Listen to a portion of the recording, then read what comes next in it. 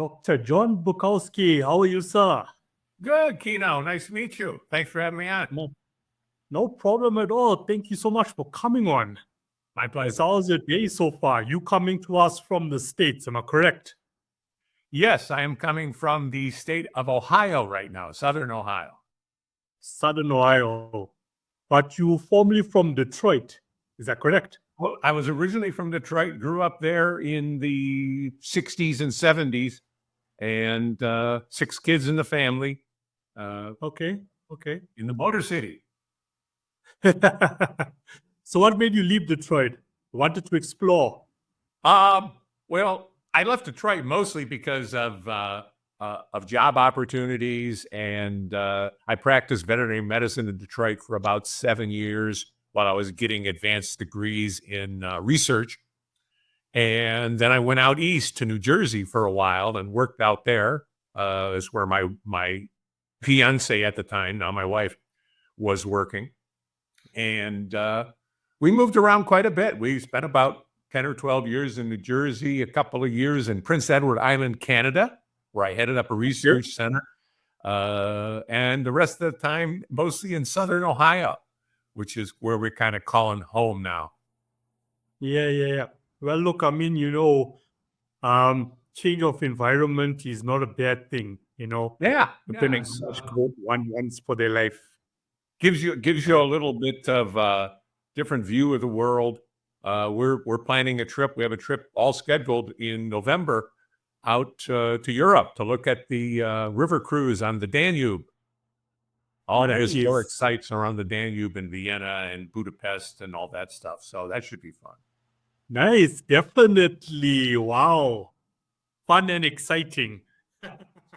Yeah. Well, at least you're out there, living your best life, which is what all of us should be doing. Yes, absolutely. So, John, you are an award-winning author, former practitioner, health researcher, and medical writer. Before the books, Guilty. Before the medical field, sorry? Guilty. Yeah, guilty as charged. Before the books, before the medical field, before the awards, where did it all start for John? It all started, I'm a person who's had a gift or perhaps a curse of being interested in many things. So in school, I was, and all throughout my growing up, very interested in reading and writing, loved my English classes, very interested in history, and I still to this day read a lot of fiction and history, and very interested in science. And so I pursued all of those in through high school, but when you get into college, I decided to focus on a scientific career. So you kind of focus on that and the other things go to the wayside.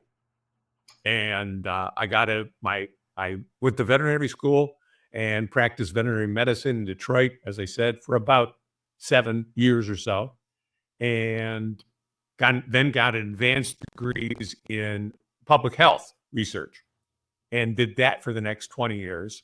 And one thing that I discovered while I was doing the public health research was that I was doing less and less research and more writing. The people I worked for recognized I could write, and I enjoyed it. So that springboarded me, if that's a word, to I'm a writer, to springboarded me to do medical writing. And I did that for 7 or 8 years. And then I decided I was going to drop the medical writing completely and focus on fiction. So that's what I write now. Mostly thrillers, but not totally. So when we talk about public health research, what are we talking about here exactly? If you remember during the COVID pandemic, there was a bunch of people called epidemiologists. They were the people who study disease patterns, rates of disease, what caused them. That's what I did. I got a master's and then a PhD in public health epidemiology. And I worked in the occupational and environmental epidemiology field for about 15, 18 years. Wow. It's quite some time. Yeah. I worked both in industry and in government. And which is better? Each had their problems. Better. Industry definitely pays better, but it's a Yeah. very constricting environment. Lots of rules, lots of things you can and can't do, more stressful. Whereas government, you have to deal with the bureaucracy and all the craziness. There's just things in government that make you pull your hair out because they're so stupid. So, I guess it's global pandemic. yeah, you get ulcers in each, but from very different things. Yeah. And I mean, when we look at the global health health scene, from a macro point of view, we're still dealing with a lot of hardships when it comes to it, especially with public health. Oh yeah, globally, it's a very different animal than in the United States, for example, or in Europe. Mostly, what the Western countries deal with is what they call chronic disease epidemiology. Chronic diseases like cancer and heart disease and things like that. What causes them? How to prevent them? In much of the developing world, they're still dealing with basics of sanitation, water supply, food, uh, sufficient quantity and quality of food, basic medical care, those kind of things. So it's a really different animal, uh, depending on where in the world you are. Yeah. I mean, the examples you mentioned, I can use Africa as an example, Excuse me? I can use Africa as an example. Yeah, there is. I studied a lot of, through part of my career, I studied a lot of environmental entomology, which is insects and the diseases, medical entomology, the diseases that they spread. And certainly those are still huge problems in much of the world, everything from malaria to dengue fever to West Nile virus to sleeping sickness, trypanosomiasis, all of parasitic diseases, schistosomiasis, and all that stuff. Still very big problems.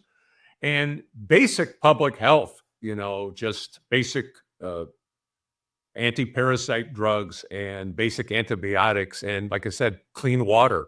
All of those can make a big difference in the developing world. Yeah. You have, massive experience and knowledge when it comes to healthcare. So when we look at the philanthropists of the world, such as Bill Gates, who wants to cure some of the diseases that we mentioned, what's your opinion on that? Why are we not getting it right, even though there's so much funding backing it up? Well, there's a bunch of different answers to that. First of all, there's so many different diseases, and they're all very different. Even just within cancer, there is not one cancer. There are various diseases we call cancer, which are related, but they're all very different causes, different treatments, different genetics. Then there's all the parasitic diseases, all the infectious diseases, all the heart disease issues. So it's a vast arena to tackle. That's number one. Number two, a lot of it is logistics. There are geopolitical problems throughout the world that stop medical care or nutrition from getting to where they need to be, places that are in war or where governments are possibly corrupt, things like that. So there's politicals, things, economic things, basics of public health, like I said, water, sanitation, differences, and a vast array of diseases. People sometimes act as if or feel that there shouldn't be any disease, and that would be great. But the human body, the human animal, all animal life is subject to both chronic and infectious diseases. And it's how you deal with them, really, that as they always say, no one gets out of this world alive. I agree with what you said about the political red tape. That's an obvious one. Look, the medical field is $1 billion industry. So if we don't have diseases, if we don't have sickness, then the pharmaceutical companies, the medical companies are not really going to generate the billions that they do each and every single year. I have certainly heard that.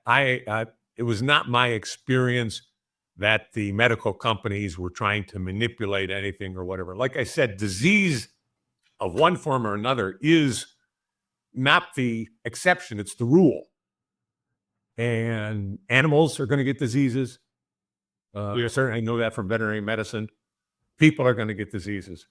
Pharmaceutical companies attempt to address those where they can.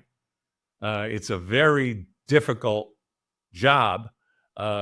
Most people don't know that for every successful drug that comes out, there's probably 50 or 100 failures where at some point in the process, maybe before it got to human trials or after human trials, the drug and the disease that was trying to fit didn't mesh right, either because of side effects or because of efficacy. And so, yeah, drug companies, by and large, they want to make a profit, just like any company does. But they are basically addressing problems that are already there. They don't create problems they don't create diseases. I mean, the diseases exist, and drug companies simply try to, or not so simply, try to address them where they can. So we can conclude COVID wasn't created in the lab. Well, that's certainly a consensus now that it was. Certainly, people also never understood that during that pandemic. It's COVID is a coronavirus. And they said, well, wait a minute. They said there were coronaviruses 20 years ago. There's been coronaviruses forever. This was a new type. And that was the reason it was so dangerous to so many people, is we've never seen it before. So the body doesn't know how to deal with it. Flu, we've all existed and had flu at some point, or colds or whatever, those types of viruses. And over time, your body develops mechanisms to deal with the different variants of those diseases, those viruses. So when you get it, it's not that serious. Flu, don't get me wrong, flu can still kill you, especially if you have pulmonary problems or heart problems. People die of the flu all the time. Tens of thousands of them, or hundreds of thousands around the world. But most people don't have much of a problem. And that was the difference with COVID. The people who got it, who had serious issues like immune suppression, heart disease, obesity, they were hit the hardest because number one, their body didn't know how to handle it. And number two, they already were compromised. So, yeah, there was a lot of misinformation about COVID, but the consensus was that it was made in the Chinese lab. At least, though, that version of the coronavirus was made in the Chinese lab. Well, I mean, when you're living in the digital era, there's going to be a million different opinions of misinformation that will be floating around all the time. Yeah, it's on any topic. Right. And social media has made it worse in some respects because people, they always joke, there's a Google PhD. You can look it up on Google, so you must know. Well, a little knowledge is a dangerous thing. If you don't understand, I do a course on research for fiction writers. And I tell people, one of the things I tell them is, it's easy to get research now. But you don't want to start talking about things you don't understand because you picked up a tidbit off of Google or Wikipedia. Yeah. People who do know it will see that you're ignorant on the subject because you're misusing it. And that's true throughout social media. A lot of knowledge is either misinterpreted, misused, or downright wrong. There is no, I come from a world where you publish journal articles in science. They have to be peer reviewed. Other people like you have to look at them and say they make sense. There's none of that on social media. Yeah. I'm grateful that at least I can have an expert on the subject come on the podcast, to give us the correct information, Ask Now, the expert before you come to your own conclusion. I got one more question on COVID out of curiosity. How sure. does the virus start at one point and then evolve into different variants? Um, it's a genetic change that happens. Everything is made up of genes, DNA or RNA. We've all heard those terms. They're the things that make us what we are, the building blocks, the blueprint for the body. And there's mutations that occur within the virus, damage that's repaired incorrectly or differently. So the virus changes, and sometimes the change is minor. Sometimes the change makes it less virulent, less dangerous. Sometimes the change makes it more dangerous. But the body doesn't necessarily recognize the change. So each time the change happens, it's a hit and miss whether the body's defense mechanisms recognize it. So we get back to that thing where it's novel again. And that's why there's some versions of the flu that are much more dangerous than others. The genetic variants are different.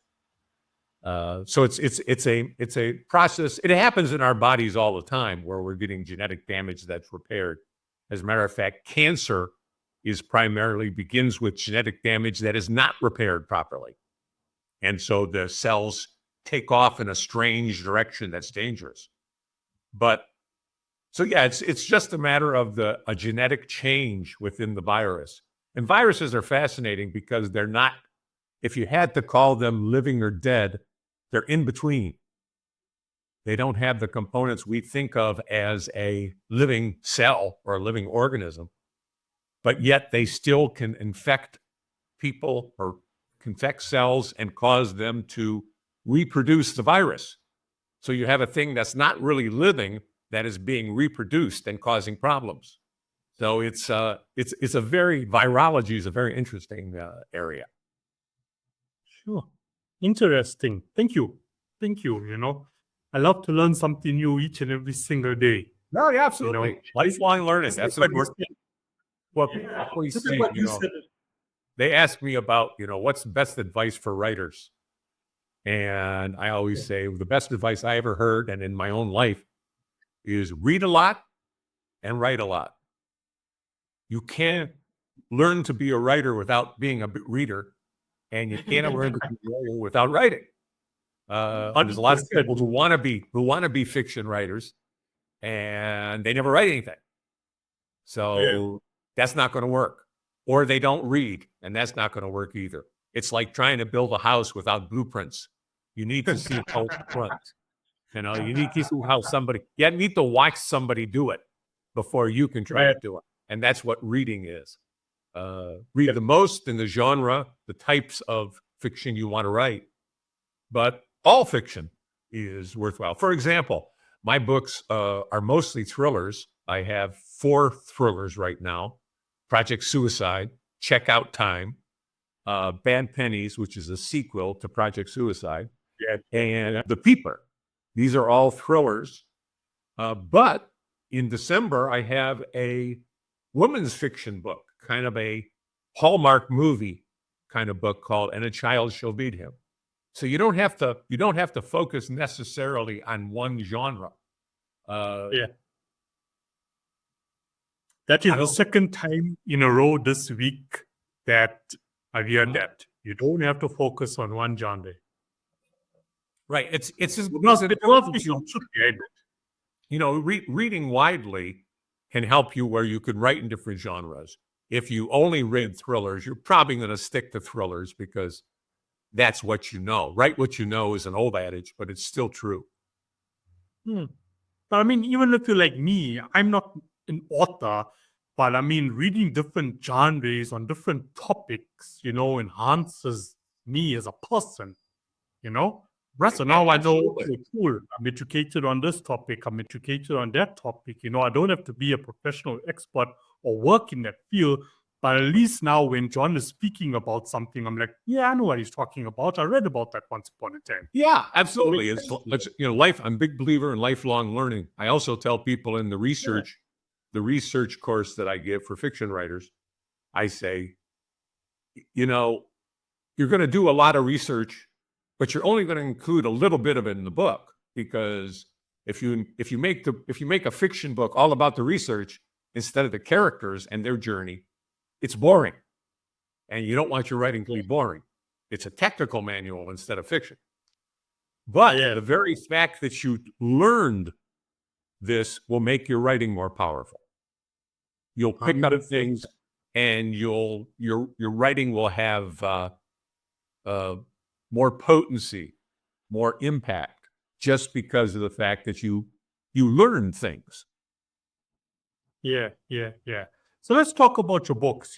Project Suicide and Checkout Time both have won awards. Yes. What is Project Suicide about?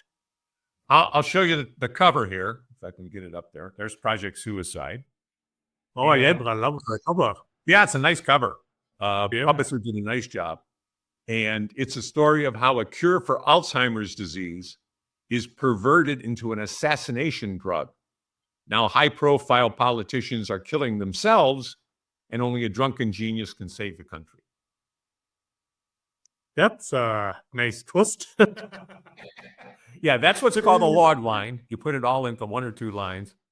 And as I'm going out and speaking at book clubs and stuff, I'm always, I was not really surprised, but I thought it was humorous that one of the things people liked the most about it was that politicians were killing themselves. Yeah. But I mean, I got to say, the name is intriguing, Project Suicide. That is a really cool name. Yeah, what made you think of that name? How did that come about? I was originally going to call it Project Seppuku, because that's the name of the project in the book, and seppuku is a Japanese ritual suicide.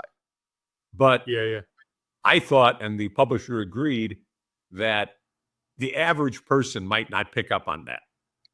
And a title's important. It should be engaging, and it should give you some idea about what the book's about.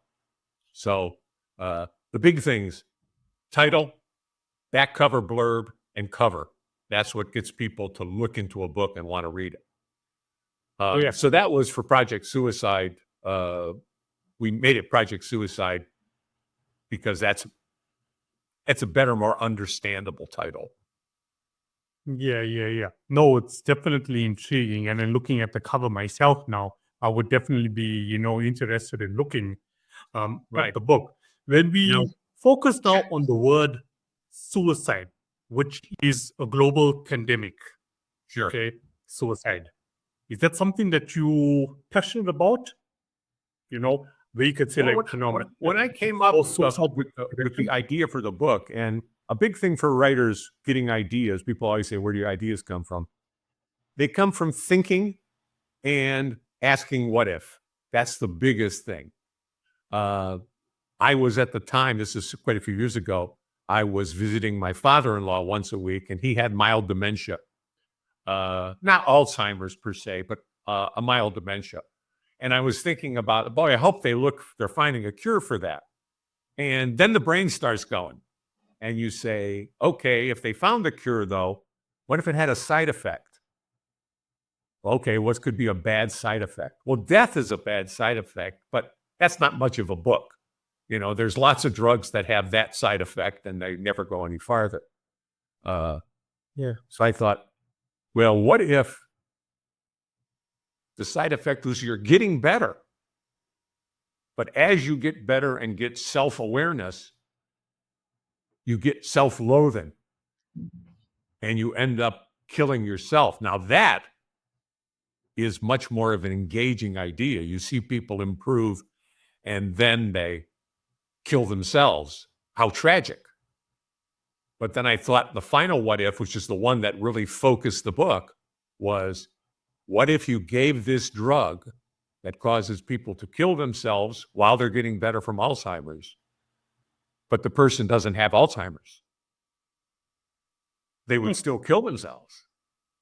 And wouldn't an assassin like that how nice would it be to give a drug to someone secretively and have them do the job for you?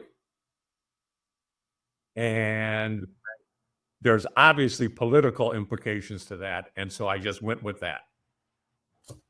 Yeah. Wow. That is like, I mean, you went all out with imagination on that one. And that's what writing is. It's I Yeah. tell people too in the research course, never forget you're writing fiction. We're making this stuff up. We're telling lies. But you want the lies to be believable. And that's where the research comes in. You make it's like being a con artist. You know, you make the thing sound like you know what you're doing, and then you try to sell them the book and bridge or whatever. Yeah. So that's what we're basically telling lies, and never forget you're doing that. It's okay to stretch the truth, and that's what fiction is. Yeah. In some cases, you know, there can be this dotted line between fiction and non-fiction. Oh, absolutely. You know, yeah. The book may be released as fiction, you know, like there's this whole awesome storyline to it, but there's also a lot of truth in it that is actually happening in the world. That's been the case with a lot of science fiction, and Project Suicide is what they call techno-fiction or almost science fiction. For example, the show Star Trek, many of the things on that, you know, like communicators and have been realized, you know, that the future has caught up with them. So that's what science fiction is. It's speculation based on a little science. Yeah. 100%. I mean, it's like watching a Marvel movie. Right. It's fantasy, but there's still a lot of, for me, my opinion, you know, non-fiction chapters in there. You know, if we see the development, the technological developments that's happening, you know, and if you go back and you watch the first Marvel movie that came out, you know, it's happening right now. Right. You know, if you watch Terminator, you know, in the 90s, and you see what's happening now with artificial intelligence. You see all these robots doing all this. Absolutely. It's exactly. The vision of the future sometimes comes to pass.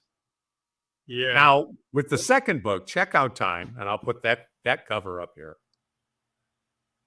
I love your covers. I just love all your covers. Wow.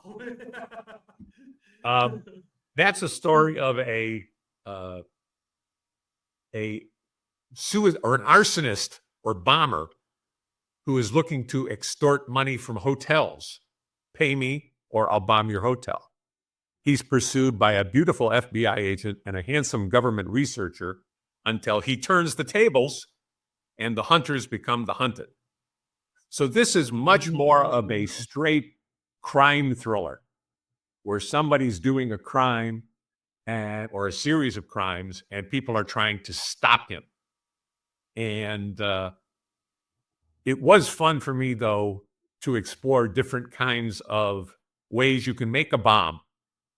The FBI is probably watching me now because I've been on the internet so much looking at ways to make bombs. But you know, you can make napalm at home. You can make thermite at home. Ways to do these things.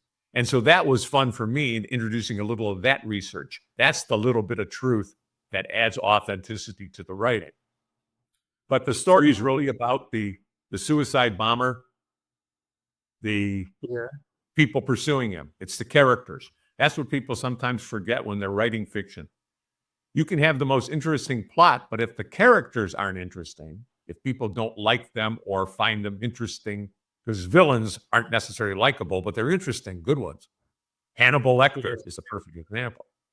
But it's the people and their journey and the hardships they have to overcome to achieve their journey that is what people really want to read. Yeah. And when it comes to your character development, what's your process? Every author has their own process, you know, when it comes to character development. People always ask, where do the characters come from? Well, they come from me, some aspects of my personality, some aspects of people that I know, people that I have observed, people that I can imagine. It's like being an actor. I've done some stage acting. You bring the characters through you when you present them. So likewise, they come through you onto the page. So developing the characters is all those things together, but it's all me, Right. if that makes sense. Yeah. And No, it does. Stephen King talks about, he's one of my favorite writers.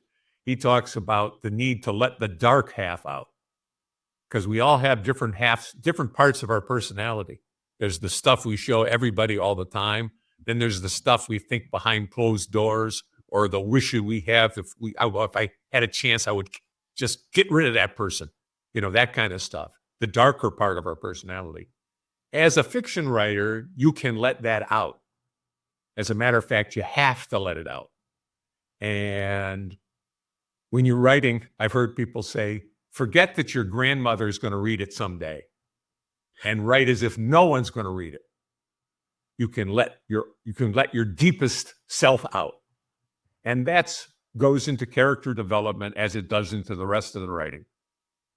Yeah, that's good advice, eh? That's good advice for up-and-coming authors to take away. Yeah.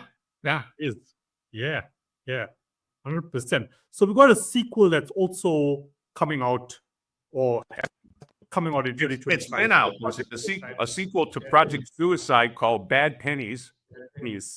And that's the continuation of that we got the same old problem with the suicide drug, but now there's somebody from the past who's not supposed to be around, but is around, causing trouble and wants revenge.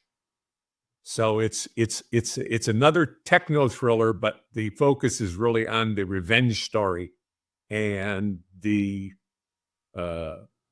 way that impacts my protagonists, Amy and Deacon.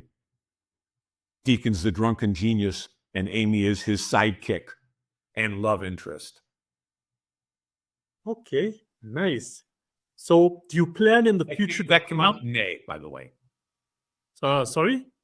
That came out in May, although it wasn't available on Amazon until later for some glitch. Glitch technology. Yeah, Amazon is fun to deal with. That's what my publisher. It's not perfect. So, I mean, since you started a sequel, from Project Suicide, do you plan to continue?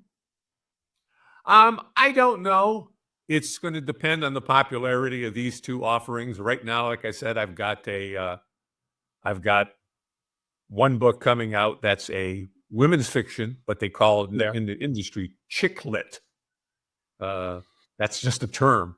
And I always tell people it's like a Hallmark movie, or a Lifetime movie. And then I just signed under a contract to bring out a horror novel next year about a magic book that's out to control the world kind of thing. And it's called Ars Beneficia, The Art of Sorcery. And so that'll be coming out probably in September or October of 2026. And I also write short stories.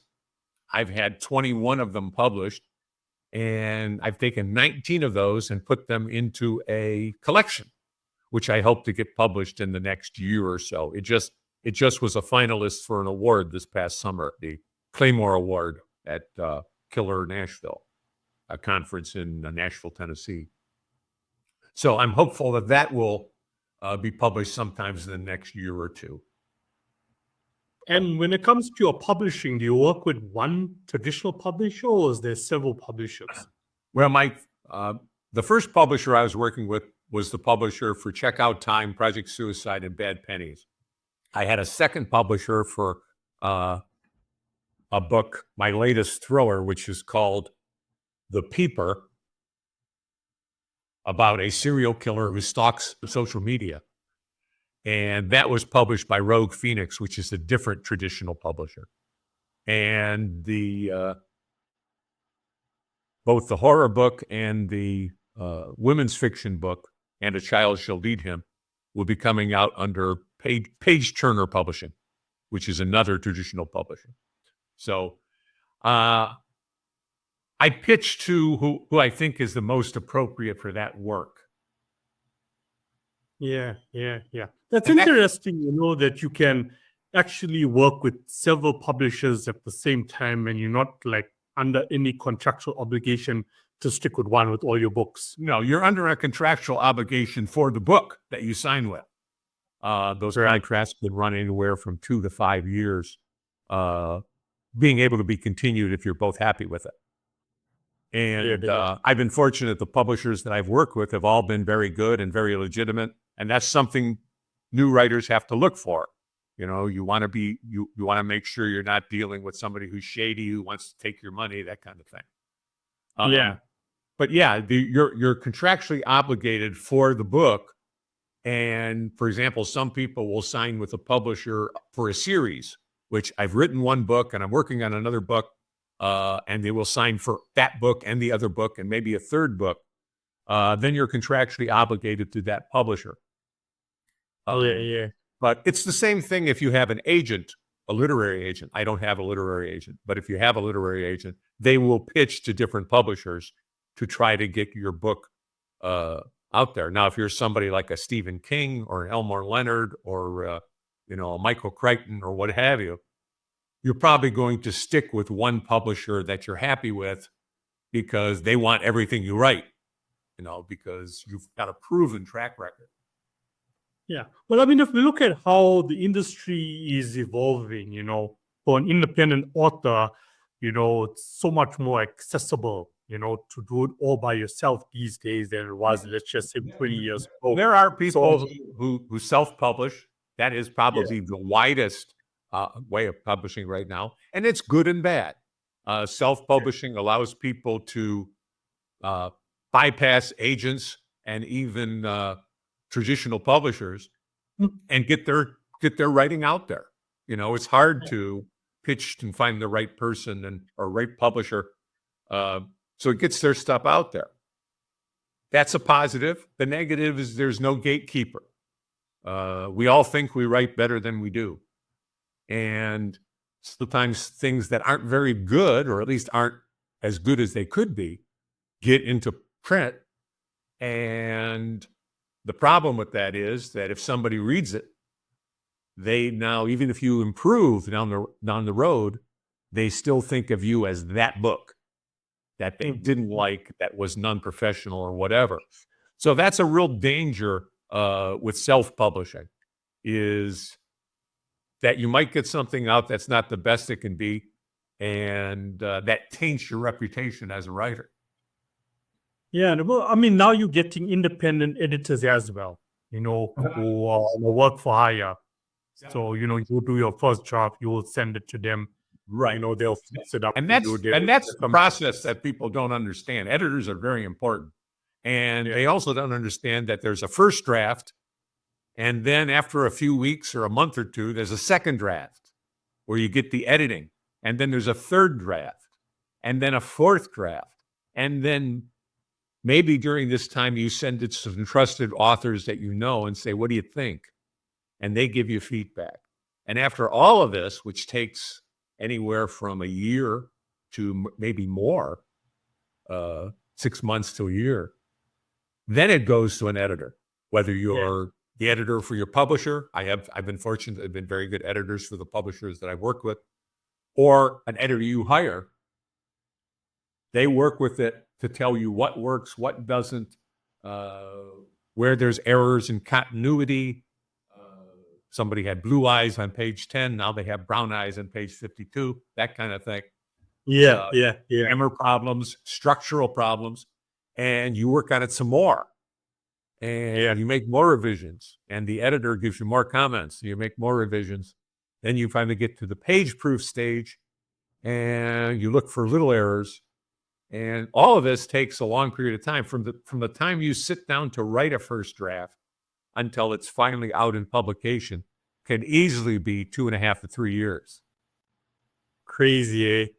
Yeah. Crazy, you always have to have stuff in the pipeline. I have other drafts of things that I finished, or I'm working on a sequel to And a Child Shall Lead Him. And I'm about 3/4 of the way through a first draft. You always have to have stuff in the pipeline. Plus, I write short stories, and I'm always working on short stories. and trying to get them published. And that's a whole other type of publishing through magazines and anthologies. You are definitely a passionate writer. I got to say that. Well, I always tell people you have to treat it as a business. You do it every day, or try to do it every day, but you have to treat it as a hobby. There's so much rejection that if you don't enjoy doing it, you're not going to continue. Rejection is the norm. You get even successful writers, they get rejected more than they get accepted. Yeah, 100%. 100%. I mean, that's wise words that comes from all authors all around the world. Yeah. You know, once again, great advice for the listeners who are up and coming authors. John, to conclude, and I hope I pronounced this right, you are a leader and a panelist for Imaginarium. Am I saying it correct? Yes. Now what's the first one I've ever heard of? Imaginarium is an interesting conference. I've gone for several years. It's in Louisville, Kentucky, which is a great city in Kentucky, United States. Imaginarium is a collection of, instead of just writers, there's fiction writers, but there's also amateur filmmakers. There's people who write comic books. There's people who do graphic design. And they all come together in one crazy, 3-day period. And there's workshops. And I've been fortunate to teach some workshops there, a workshop on research, as I said, for fiction writers, the basics of firearms for fiction writers, the basics of the military for fiction writers, and also panels, how to write a thriller, how to add suspense to your writing. I also was on panels at Killer Nashville in Nashville, Tennessee in August, so last month. And that's a great way to get in touch with your readers, get in touch with your readership, and also to add some bona fides, add some legitimacy to your own career, that, you have reached a point where you can actually teach this stuff. Yeah. And is this open to anyone to attend? Yes. I would encourage people to look up both those conferences if they're interested in writing, and especially writing thriller fiction or science fiction. Imaginarium in Louisville, Kentucky, usually in July, and Killer Nashville. It's all things killing, murder mysteries, thrillers, horror books, that kind of stuff. That in just south of Nashville, Tennessee, usually in August. You can find those online. Just Google them. In August. And the website for this, for people to find more information online? For what? For those conferences? Yeah, for the conferences. Yeah, you can find it. Just Google those names, and they'll pop up. As for me, the best way to check my stuff out is my website, which is thrillerjohnb, JOHNB, all one word, .com. Okay. Excuse me, thrillerjohnb.net. Or a webpage for Amazon, the big company, the big sales company. That's my page on my page on Amazon is called J Bukowski, JBUKOWSKI, author, all one word, .com. So the first one's .net, thrillerjohnb.net. The second one's .com, jbukowskiauthor.com. For the listeners that did not pick that up, it will be in the description. John, thank you so much. This was an insightful conversation, starting off with healthcare and then, transitioning into the books. Yeah, it's I have a different kind of take on fiction writing because of my career before that. And so I'm glad we had a chance. It's nice meeting you.